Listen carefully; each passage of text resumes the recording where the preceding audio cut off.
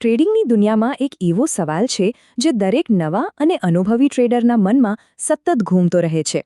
આખરે એવું તો શું છે કે 10માંથી 9 લોકો પૈસા ગુમાવે છે? મોટાભાગના લોકો એવું માને છે કે ખામી તેમની સ્ટ્રેટેજીમાં છે. પણ શું ખરેખર એવું છે? શું થાય જો સાચું કારણ કંઈક બીજું જ હોય, જે આપણા ધ્યાનમાં પણ ના આવ્યું હોય? ચાલો આજે આ જ રહસ્ય પરથી પડદો ઉઠાવીએ. આ માત્ર એક સવાલ નથી, પણ હજારો ટ્રેડર્સ માટે એક રોજિંદી કડવી વાસ્તવિકતા છે. કદાચ આ અનુભવ પરિચિત લાગશે. કલાકો સુધીનો એનાલિસિસ, અસંખ્ય ચાર્ટ્સ જોયા હોય અને દિવસના અંતે જ્યારે ખાતું જોઈએ તો એ લાલ રંગમાં જ દેખાય. એવું લાગે કે જાણે કંઈક બહુ મોટી ભૂલ થઈ રહી છે. પણ ક્યાં? ભૂલ છે શું? અને જુઓ, સ્વાભાવિક રીતે જ સૌથી પહેલો શક આપણી સ્ટ્રેટેજી પર જ જાય છે. મનમાં વિચારો આવે, કદાચ મારો MACDનો સેટિંગ બરાબર નથી, અથવા મારે RSIને બદલે સ્ટોકેસ્ટિક્સ વાપરવો જોઈએ. એવું લાગવા માંડે છે કે સફળતા કોઈ ગુપ્ત ફોર્મ્યુલા કે કોઈ હોલી ગ્રેલ ઇન્ડિકેટરમાં છુપાયેલી છે. બસ એ મળી જાય એટલે બધું જ ઠીક થઈ જશે. પણ જરા થોભો. શું થાય જો આપણે ખોટી જગ્યાએ જવાબ શોધી રહ્યા હોઈએ? શું થાય જો સમસ્યા સ્ટ્રેટેજીમાં હોય જ નહીં? શું થાય જો અસલી ગુનેગાર આપણા મગજની અંદર જ ક્યાંક છુપાયેલો હોય, એવી જગ્યાએ જ્યાં મોટાભાગના લોકો જોવાનું વિચારતા પણ નથી? ચાલો આ એક નવા અને કદાચ ચોંકાવનારા દૃષ્ટિકોણને સમજીએ. સારું, કોઈપણ તારણ પર પહોંચતા પહેલાં ચાલો એ જોઈએ કે આ સમસ્યા ખરેખર કેટલી મોટી છે. આ કોઈ અફવા કે ઇન્ટરનેટ પર ચાલી રહેલી વાર્તાઓ નથી. આ સત્તાવાર આંકડાઓ પર આધારિત એક કડવી અને ચોંકાવનારી હકીકત છે. આ આંકડો જુઓ, 91થી 93%. અને આ આંકડો સેબી એટલે કે securities and exchange board of ઇન્ડિયાનો છે. આનો સીધો અર્થ એ છે કે ડેરિવેટિવ્સમાં ટ્રેડ કરનારા દર 10માંથી 9 લોકો પૈસા ગુમાવી રહ્યા છે. આ માત્ર એક નંબર નથી, આ એક જોરદાર ચેતવણી છે. અને નુકસાનની રકમ? એ તો એનાથી પણ વધારે ચોંકાવનારી છે. માત્ર 3 વર્ષના ગાળામાં 1.8 લાખ કરોડ રૂપિયા. આ આંકડો આપણને એ બતાવે છે કે આ સમસ્યા કેટલી ગંભીર અને કેટલી વ્યાપક છે. આ થોડા લોકોની નાની ભૂલોની વાત નથી. આ હજારો લોકોની મહેનતની કમાણીનું મોટા પાયે નુકસાન છે. અને જો આ આંકડાઓને હજી વધુ ઊંડાણથી જોઈએ તો ચિત્ર વધુ સ્પષ્ટ થાય છે. દરેક હારનાર ટ્રેડર સરેરાશ લગભગ 2 લાખ રૂપિયા ગુમાવી રહ્યો છે. અને સૌથી ચિંતાની વાત ખબર છે શું છે? જે લોકો સૌથી વધુ ટ્રેડ કરે છે તે જ લોકો સૌથી વધુ ગુમાવે છે. આ એક એવો વિરોધાભાસ છે જે આપણને વિચારવા પર મજબૂર કરી દે છે.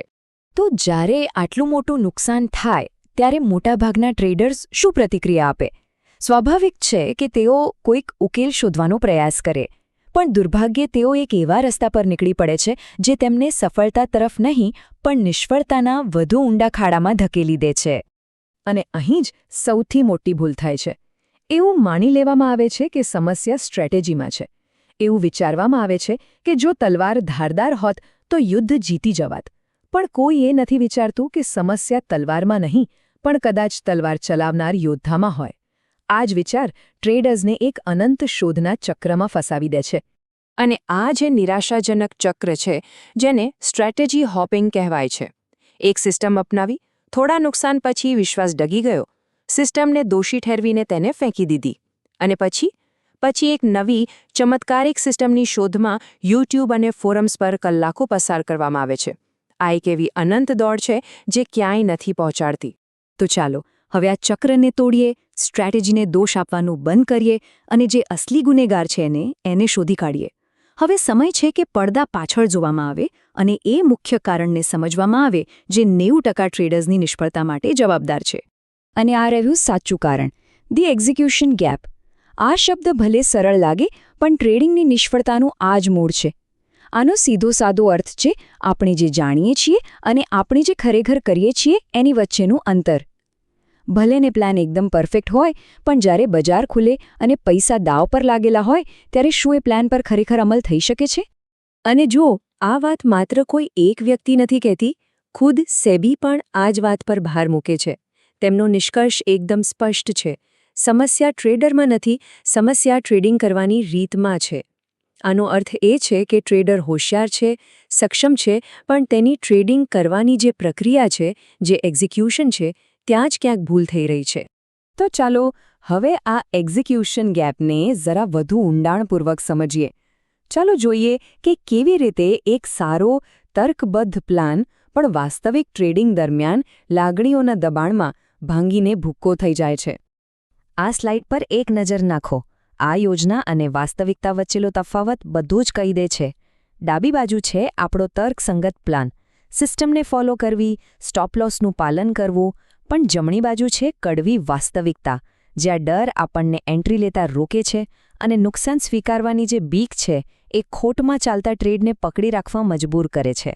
અને આ જ છે એ અદૃશ્ય દુશ્મનો: ડર, લાલચ, અધીરાઈ અને એક બે જીત પછી આવતો અતિશય આત્મવિશ્વાસ. આ માનસિક રાક્ષસો સારામાં સારી ટ્રેડિંગ યોજનાને પણ ધ્વસ્ત કરી શકે છે.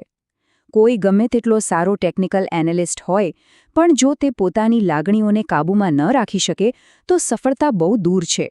કોઈ નવું ઇન્ડિકેટર આ આંતરિક યુદ્ધ જીતાડી શકે નહીં. તો આ બધી સમસ્યાઓ પછી ઉકેલ શું છે? શું ટ્રેડિંગ છોડી દેવું જોઈએ? ના, બિલકુલ નહીં. જવાબ કોઈ નવી સ્ટ્રેટેજી શોધવામાં નથી, પણ એક નવી માનસિકતા અપનાવવામાં છે. આ વાત બુદ્ધિ કરતાં શિસ્તને પ્રાથમિકતા આપવાની છે. આ તફાવતને બરાબર જુઓ. એક તરફ છે કલાપ્રેમી ટ્રેડર જે બજાર સાથે લડવાની અને ભવિષ્યવાણી કરવાની કોશિશ કરે છે, અને બીજી તરફ છે પ્રોફેશનલ ટ્રેડર જે બજારના પ્રવાહ સાથે તાલ મિલાવે છે અને સંભાવનાઓ પર રમે છે. પ્રોફેશનલ્સ જીતે છે કારણ કે તેઓ સમજે છે કે ટ્રેડિંગ આગાહીની રમત નથી, પણ શિસ્તબદ્ધ અમલીકરણની રમત છે. આ ચાર્ટ કદાચ આ આખી વાતનો સારાંશ છે. બજારને એનાથી કોઈ ફરક નથી પડતો કે કોઈનો આઈક્યુ કેટલો છે કે તેણે કેટલા પુસ્તકો વાંચ્યા છે. બજાર ફક્ત અને ફક્ત એક જ વસ્તુને પુરસ્કાર આપે છે: શિસ્ત, એટલે કે ડિસિપ્લિન. જ્ઞાન હોવું એ માત્ર પહેલું પગથિયું છે. અસલી સફળતા તો એ જ્ઞાનને દબાણ હેઠળ દિવસ-રાત શિસ્તબદ્ધ રીતે લાગુ કરવાની ક્ષમતામાં છુપાયેલી છે. એટલે જો સાચા અર્થમાં એક સફળ ટ્રેડર બનવું હોય તો સૌથી પહેલાં એક સવાલ પૂછવાનું બંધ કરવું પડશે. એ જૂનો અને બિનઉત્પાદક સવાલ, કઈ સ્ટ્રેટેજી શ્રેષ્ઠ છે, એને ભૂલી જાઓ. હવે એક નવા, વધુ શક્તિશાળી અને આંતરિક સવાલ પૂછવાનો સમય છે. અને આ રહ્યો એ સવાલ જે કોઈ પણ ટ્રેડરની કારકિર્દીને બદલી શકે છે. શું એક સાદી સિસ્ટમને પણ, એમાં કોઈ ફેરફાર કર્યા વગર, સતત અનુસરી શકાય છે? સફળતાની ચાવી કોઈ જટિલ એલ્ગોરિધમમાં નથી, પણ પોતાની અંદર રહેલી શિસ્તમાં છે. આ જ સાચો પડકાર છે. આ જ સાચી રમત છે. શું આ પડકાર માટે તૈયારી છે?